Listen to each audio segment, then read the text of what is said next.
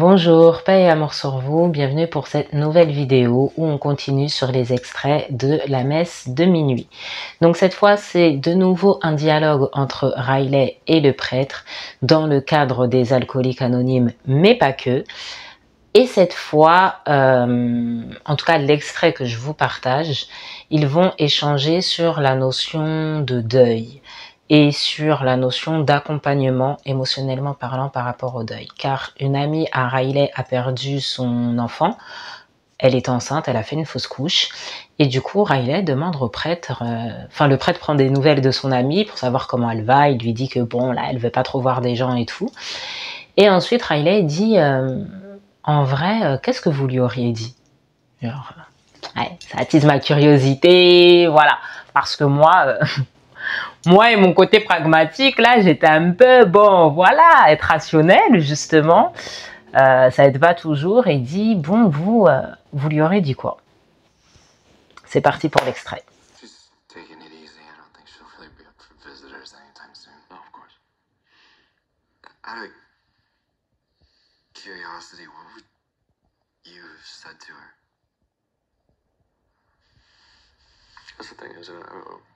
What do you say? You say, I'm so sorry for your loss. God works in mysterious ways. If there's anything that I can do, it's so hollow. Isn't it? I don't love. Can never understand the will of God. And I wouldn't presume to know what to say to Aaron Green other than that.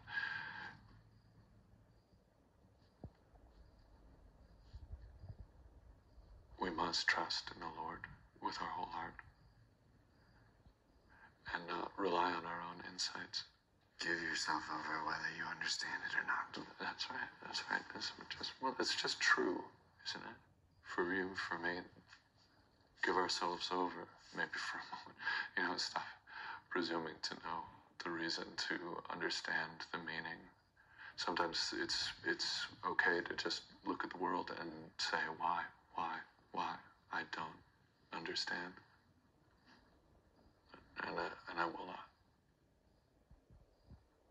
Yes, sometimes that's okay. Yeah, I actually agree with that. Well, it's hard not to, isn't it? How are your amends going? Pour cette vidéo, je pense pas qu'elle va durer très longtemps parce que j'ai même hésité à la faire en réalité.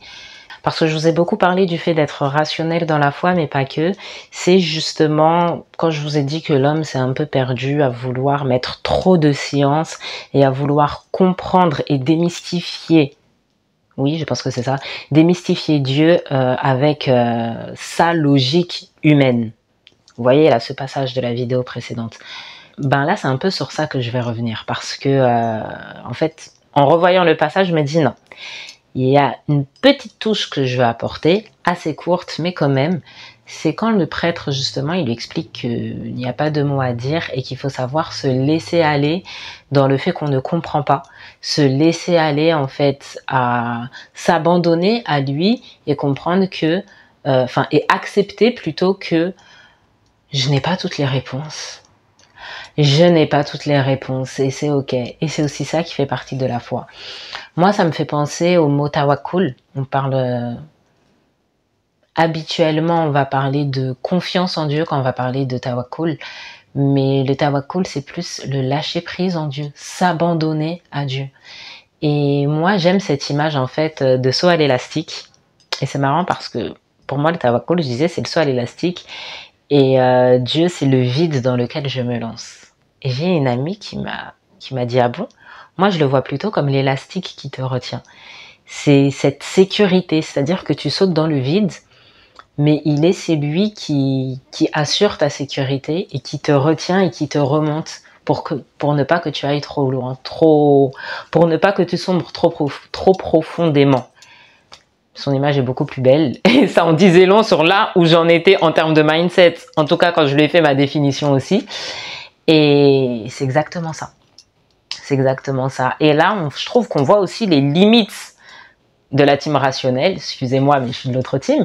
Parce que, en fait, à ce moment-là, même Riley, peut-être que d'autres auront une réponse à ça, et tant mieux. Vous êtes les bienvenus en commentaire, mais même lui a dit, je suis totalement d'accord. En fait, à ce moment-là, c'est tout ça qui prend le dessus. Et je méditais sur ça en plus après ma vidéo que je vous ai tournée la dernière fois, justement, cette notion de rationalité. Bon, j'étais rentrée dans plein de réflexions, de méditation, des choses par rapport à ce que je traverse aussi, justement, cette capacité à savoir lâcher prise et tout ça. Et vu que le hasard n'existe pas, notre très chère grande sœur, Mama Gassiera, elle a partagé quelque chose dans sa story qui m'a énormément marquée. Et je vous lis un passage. Là, ça vient de son blog, c'est-à-dire qu'elle en a fait référence à sa story, mais le passage que je vais vous lire, il se trouve sur son blog. Mais où va notre... Excusez-moi, je vous recontextualise. C'est des mots, des paroles de Credo Moutois. Mais où va notre technologie? Baba Credo, inquiet, a continué. La science doit être ramenée dans le domaine de la spiritualité, afin qu'elle puisse porter la couverture et sentir la caresse de la spiritualité et avoir une révérence pour le monde et tout ce qui l'habite. Fin des guillemets. Mais la révolution numérique considère le progrès technologique comme un but en soi, toujours à la recherche du plus grand, du meilleur, du plus rapide. Le succès est devenu une accumulation matérielle. Nous cherchons à dominer Mère Nature. Nous avons perdu l'essence de notre but dans l'intendance. Et à mesure que notre technologie progresse, la conscience spirituelle diminue. Credo explique que, ouverture des guillemets, notre responsabilité humaine est la gérance de la terre-mère pour toutes les espèces vivantes qui l'habitent. Fermeture des guillemets. Encore une fois, la team mot pour mot. On n'a pas dit que voilà, quand on pousse la technologie, faut, comment on dit, faut être des imbéciles heureux, etc. C'est pas ce qui est dit. Mais là, en fait, comme il dit, c'est ramener la science dans le domaine du spirituel. Savoir que ce n'est pas deux choses distinctes. Ça va pousser la réflexion en prenant en compte justement toutes ces notions, on va dire, un peu de l'invisible et aussi de l'émotionnel. Et ça nous permet aussi de poser nos limites. Islamiquement parlant, moi, ça me fait énormément penser au commencement du Coran, tout simplement. La première sourate, la Fatiha, qui est l'ouverture. Je vais pas vous faire tout un... Je vais résumer au mieux. On va pas partir dans le tafsir ici. Donc la sourate, l'ouverture, qui est la première sourate du Coran, qui ouvre le Coran, celle qui, comme j'aime dire, il n'y a pas que moi qui le dis, c'est une sourate qui à elle seule porte le Coran. Donc ça commence par Bismillah ar-Rahman ar-Rahim, au nom d'Allah, le tout rayonnant d'amour, l'intarissable d'amour. La ayat suivante, donc ayat ça veut dire signe, le signe suivant. Donc on commence justement par cette notion d'amour inconditionnel de Dieu. La ayat suivante c'est Alhamdulillahi Rabbil Alamin. Donc c'est toute la gratitude, toute la louange à Allah, Ar-Rab, celui qui fait des cadeaux, celui qui donne des leçons. Rabbil Alamin, donc l'enseigneur, celui qui enseigne aussi à toutes les créatures, de toutes les créatures, autant du visible que de l'invisible. Ar-Rahman ar-Rahim, on revient à cette notion d'amour inconditionnel. Maliki Yawmiddin, maître du jour, bon là je reviens à la traduction basique, maître du jour de la rétribution, donc c'est aussi lui qui est le roi de ce contrat en fait qu'on a envers lui. Et j'aime cette notion que on revient à Ar-Rahman ar-Rahim Maliki Yawmiddin, c'est-à-dire qu'il rappelle encore une fois son amour inconditionnel avant de rappeler qu'on a un contrat avec lui. Donc on a un contrat avec lui, on aura des comptes à rendre sur ce contrat d'âme, mais ça part toujours de quoi? D'un amour inconditionnel. Ensuite, Iyyaka na'budu wa iyyaka nasta'in, donc c'est toi seul que nous adorons et c'est à toi seul que nous demandons de l'aide, à qui nous revenons. Ihdina sirat al-mustaqim, donc guide-nous en fait sur le droit chemin. Et la dernière ayat qui dit que c'est la voie de ceux à qui tu as répandu tes bienfaits et non pas la voie de ceux qui se sont eux-mêmes éloignés, égarés. Dans cette sourate, on l'appelle l'ouverture et on dit qu'à elle-même, il y a ce résumé du Coran. Pourquoi? Parce que ça parle de cet amour inconditionnel de Dieu qu'il a envers nous, que l'on s'efforce d'avoir envers lui, envers nous-mêmes, envers les créatures. Cette notion aussi de leçon de vie, qu'il est celui qui fait des leçons, qu'il est là, que notre but ici-bas, c'est qu'on grandisse, que l'on apprenne, que l'on évolue, que l'on se purifie, que l'on atteigne notre lumière, ce rappel aussi de contrat justement, de pourquoi nous sommes là, à qui nous prenons, à qui nous demandons cette aide, cette énergie, où nous puisons, donc à la source.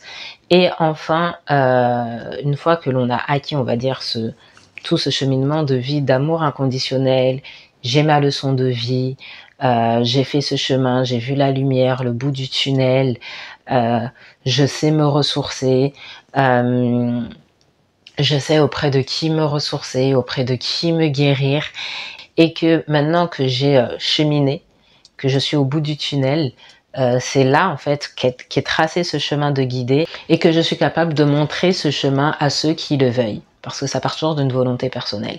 Donc en fait là on voit tout ça. On lit ça, on apprend ça, on se dit waouh, ce n'est que le début. Il y a une science et une philosophie. Je vous ai fait un résumé vraiment bref et minime, vraiment. Mais là, c'est l'ouverture. On se dit si ça, ce n'est que le début du livre, quelle est toute la philosophie qui se cache derrière, quels sont tous les secrets qui se cachent derrière le verbe derrière, etc. Là, on se dit oh ça y est. Je suis loin là, je touche du doigt quelque chose. Et quel est le premier signe qui suit? Quelle est la première ayat de la sourate suivante? C'est Alif Lam Mim. Alif Lam Mim, ça représente 3 lettres de l'alphabet. Alif est une lettre, Lam est une lettre, Mim est une lettre. Il y a eu énormément de savants, des centaines et plus d'une centaine là, depuis 1400 ans, qui ont essayé de déchiffrer ces ayats-là qui ne sont composés uniquement que de lettres comme ça sans sens. Certains ont essayé de donner un sens et comme j'ai dit, c'est essayer de donner un sens. Mais il n'y en a pas. C'est quoi la philosophie derrière? C'est que je te donne quelque chose. Tu crois atteindre ma science, mais tu ne l'as pas. Alif Lam Mim, par 3 lettres, quelque chose de simple. C'est pas une formule mathématique, c'est pas une formule physique, c'est pas non plus une poésie poussée qui pourrait croire que bon là, pour comprendre, ça prouve qu'il faut pousser un peu. 3 lettres, Alif Lam Mim, comme si c'était A-L-M. C'est simple. C'est simplet, mais c'est hors de ta portée. Il y a des choses qui resteront toujours hors de ta portée, parce que c'est ma science. Je peux te donner ces verbes-là, donc tout ce qu'on a vu avant, il y a des choses qui seront à ta portée à partir du moment où tu fais partie de ceux qui méditent, qui réfléchissent et qui poussent le verbe, mais le verbe ne t'accordera pas tous mes secrets. Alif Lam Mim. Et ça, voilà, c'est magnifique en fait. Pour moi, c'est ce que je vous disais avant, mais là, voilà, je voulais apporter cette petite touche. Et puis, comme il l'a dit en fait dans la vidéo, c'est qu'il y a des choses qui... c'est pas de notre science, c'est pas de notre ressort. Et ça, faut l'accepter. Il y a des choses dans la foi, c'est pas de notre ressort. Et je pense que c'est à partir du moment où on l'accepte que c'est plus simple. Après, c'est une étape aussi dans le cheminement spirituel. C'est une étape aussi, avoir ce lâcher prise, avoir cette résilience, avoir cette capacité résilience, en fait, j'ai pas d'autre mot, de se dire que je n'ai pas le contrôle sur tout. Je n'ai pas le contrôle sur tout et je ne peux pas faire en sorte que tout se passe comme moi je l'aurais voulu. Et il y a des choses dont je n'ai pas les réponses, je les aurai plus tard, peut-être jamais. Peut-être elles viendront au moment où j'ai oublié que j'ai demandé ces réponses-là. Ça aussi, ça arrive. Et c'est ok. Accepter que notre temps n'est pas le temps de Dieu. Et ça ira mieux. Sur ce, à une prochaine vidéo. Paix et amour sur vous.